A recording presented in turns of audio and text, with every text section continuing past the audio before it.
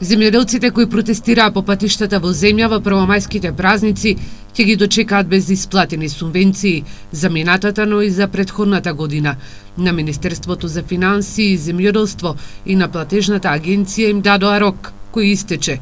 Трпението им е при крај, бидејќи имаат и големи штети од мразот на овошните и лозовите насади, а по празникот на трудот најавија дека ќе ги радикализираат протестите.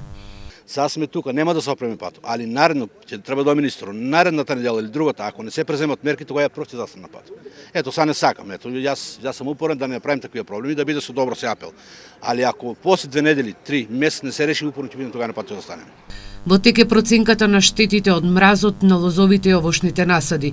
Земјоделците до 10 мај ќе ги пријавуваат во подрачните единици на Министерството. Во Источна Македонија штетите се и 100%. Овде има, само во Дачо. Најмалку ќе имаше род од 6-7 илјади тона виш сливи. Тоа е во пари 1.200.000 евра. Најмалку 1.200.000 евра и вишни ќе имаше негде околу 1.100 и 200 тона. Мислам само за Делчево и Берово плюс. Ако земеме и Берово 10.000 тона ќе имаше сливи. Субвенцијата колку треба да земете? Субвенции знаеме колку треба да земеме, пошто земеме повеќе години, ама оваа година нема. Што е работа, не знаеме, пари ли нема, те викаате од таму тој бил крив, овој бил крив, закон бил крив. Најверојатно пари нема. Земјоделците ги доставуваат барањата за исплата на штети од пролетниот мраз.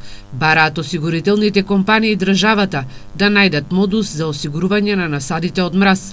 Земјоделците тврдат дека годинава им било дозволено да ги осигуруваат насадите само од поплави, град, пожари и гром.